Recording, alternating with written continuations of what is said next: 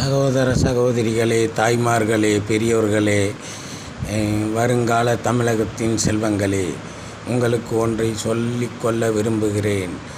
தமிழ்நாட்டின் கடன் 10,5 லட்சம் கோடி. இதிலிருந்து 75,000 கோடி மாதந்தோறும் வட்டியாக கட்டப்படுகிறது. அதாவது ஒரு தலைக்கு 10,000 ரூபாய் வீதம் கட்டப்படுகிறது. உங்களுக்கு ஒரு ரேஷன் கார்டுக்கு 1,000 ரூபாய், அதாவது 1.5 லட்சம் ரேஷன் கார்டுகளுக்கு குறைவாகவே தரப்படுகிறது. ஆனால் இவர்கள் ஒவ்வொரு தலையிலும் இருந்து 10,000 ரூபாய் வீதம் வட்டி வசூல் செய்கிறார்கள். இது எப்படி என்று உங்களுக்கு தெரியுமா? இதை நான் சில புள்ளி விவரங்களில் சொல்கிறேன். ஒரு மாதத்திற்கு வட்டியானது 8.5 இலிருந்து 9.8 வரை சதவிகிதம் மேலும் கீழும் இருக்கலாம். ஏனென்றால் டாலர் விலை உயர்வையும் தாழ்வையும் பொறுத்தே அமையும். இதை மக்கள் புரிந்து கொள்ள வேண்டும்.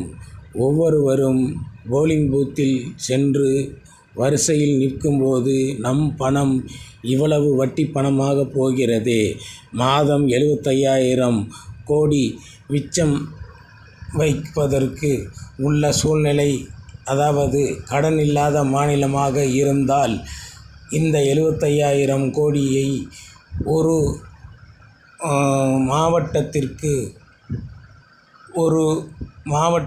ஒவ்வொரு மாவட்டத்திற்கும் ஒவ்வொரு முறையும் 75,000 கோடி இனாமாக வழங்க முடியும். அதாவது அந்த மாவட்டத்தின் வளர்ச்சிக்காக கொடுக்க முடியும். அப்படி கொடுத்தால் ஒரு 60 மாவட்டங்களுக்கு 5 ஆண்டுகளில் கொடுக்க முடியும். அப்போது நம்மளுடைய வட்டி எவ்வளவு கட்டுகிறோம் என்பதை நீங்கள் புரிந்து கொள்ள வேண்டும். இதன் போக திமுக அரசால் மட்டும் 5.5 லட்சம் கோடி கடன் வாங்கப்பட்டுள்ளது. இதில் 5,000 வீதம் மாதந்தோறும் வட்டியாக கட்டப்படுகிறது. 3.5 லட்சம் கோடி ரூபாய் வட்டி மட்டும் வருகிறது. இதை